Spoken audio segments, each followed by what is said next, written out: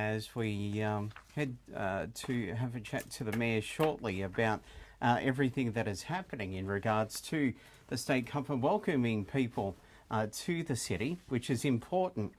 But the permanent road closures for the event are now in force from 5 o'clock last night, which includes Sandy Beach Road from Ian Drake Drive to South Street, Blythe Street from Bolt Street to Macquarie Street, Ian Drake Drive from Blythe Street to Sandy Beach Road, and South Street from Blythe Street to Tamworth Street. The other road closures from today through till Sunday: Tamworth Street from South Street to Macquarie Street. That's going to be daily from 5 a.m. to 7 p.m. Tamworth Street from Macquarie Street to Brisbane Street, daily also from 5 a.m. to 7 p.m. And Macquarie Street from Cobra Street to Tamworth Street for local residents only. Very good morning to Matthew Dickerson. A pretty big event, Matt. Pretty big event, yeah. That is the understatement of the year from you, Brett. It is a huge event and bigger than last year. Last year was fantastic. They estimated 187, well not estimated, 187 teams played last year, estimated 7,000 people in the community during that time frame, 7,000 visitors to Dubbo. This year, more teams. It was such a success last year that more teams heard about it, more teams want to be here as part of it. So 202 teams are competing this year. Estimation is about 9,000 visitors. Now, that's fantastic for Dubbo accommodation, Dubbo hospitality, etc. Everyone's booked out. In fact, I had a funny phone call the other day from someone who was in Dubbo and wanted to catch up to me while they were in Dubbo, catch up with me. And they said, I rang and I was just coming up to Dubbo for 2 days and I couldn't get a motel. What's going on at the moment? So there is not a motel room in the place. We tried to book in our technician, same deal. Yeah, that's right. So what's great about that is obviously fantastic for all our motels and accommodation, but you've got Narromine, Wellington, they're pretty well booked out. Gilgandra, don't know if I'd say Gilgandra's booked out, but certainly there are people booking in Gilgandra. I even chatting to Dean Russell, who's the CEO of New South Wales Touch Footy yesterday, he said that they've even got some people staying in parks, and they did actually say that the hour or a little bit over an hour commute, one of them was saying, oh, it's a fair way away, but he said the big advantage of Dubbo is when you get to Dubbo, to park and then get to the actual ground for your child to play, it's not too far. It might take you 10 minutes to park and then get to the ground.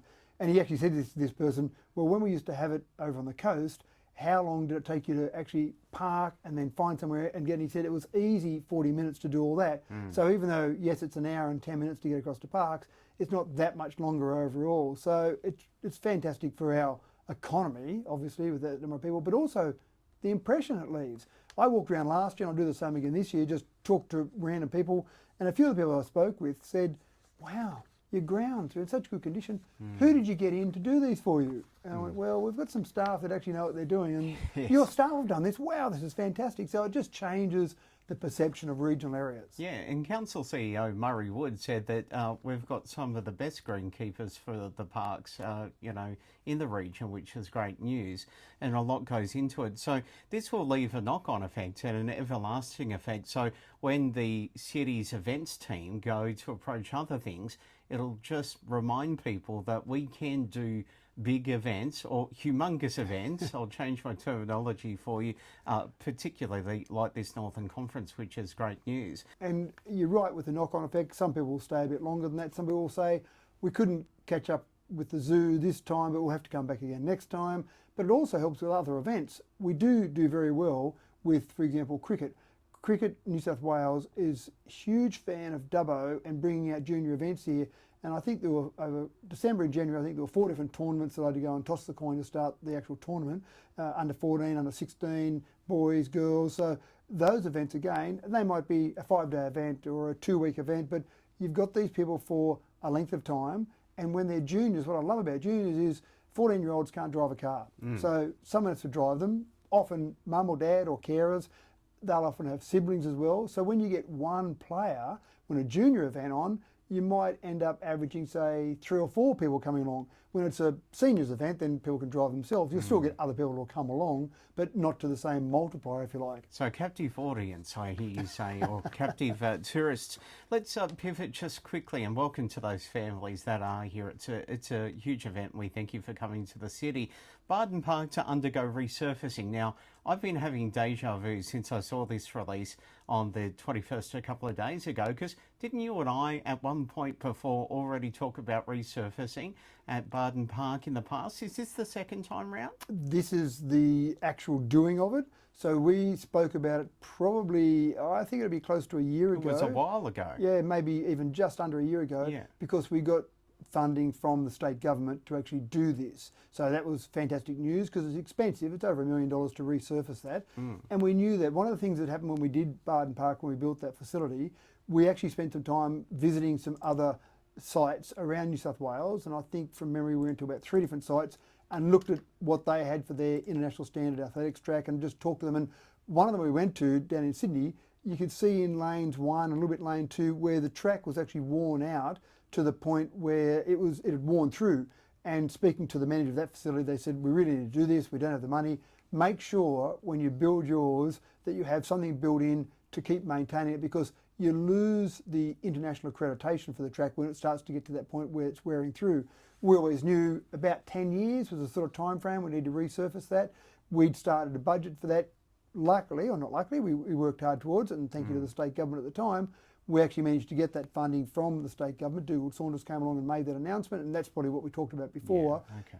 Planning that, because we're out of action for about 6 weeks. I think we start about the 11th of March, and about 6 weeks it'll take to do that. So that means no events on there for 6 weeks, and it is a popular facility. It's used by little athletics clubs all over the summer period. It's used by schools, not just Dubbo schools, schools from around the region. People come and run bigger regional events there. There are so many different events that actually run there throughout the year. It was hard to find a window to do it.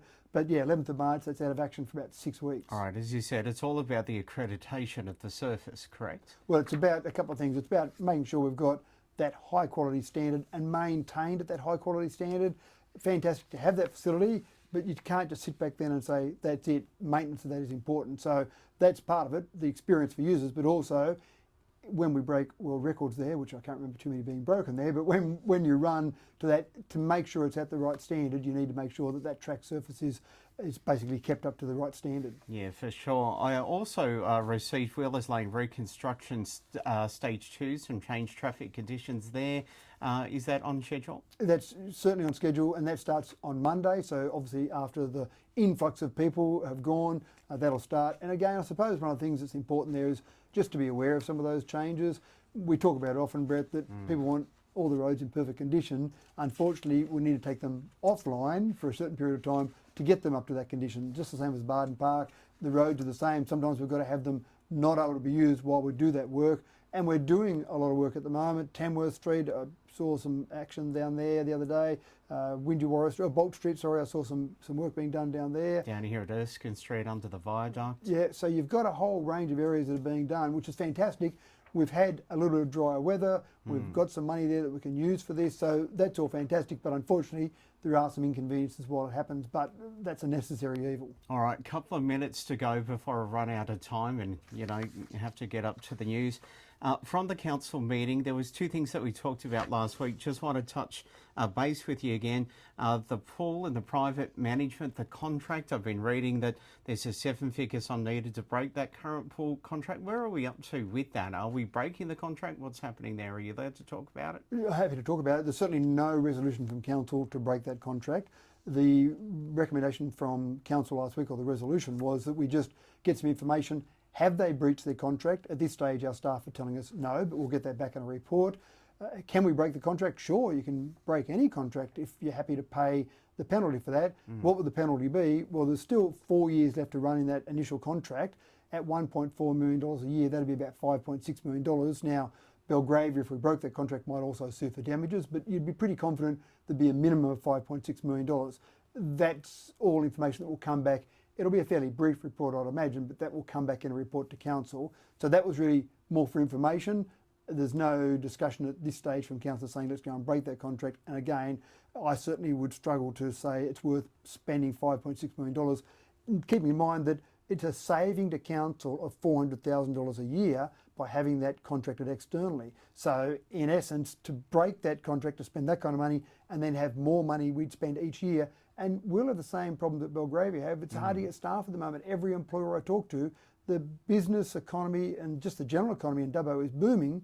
Getting employees is difficult. All right, and next week we'll talk about the local government elections, because I know that's coming up, and what it means for that and for council and of course the counselling team. Thank you very much, Matthew Dickerson. Have yourself a good weekend. 14th September. 14th September is the date for those. Oh, well, 14th. All right, we'll Thanks, find Dave. out more with you next week here at 2 to You.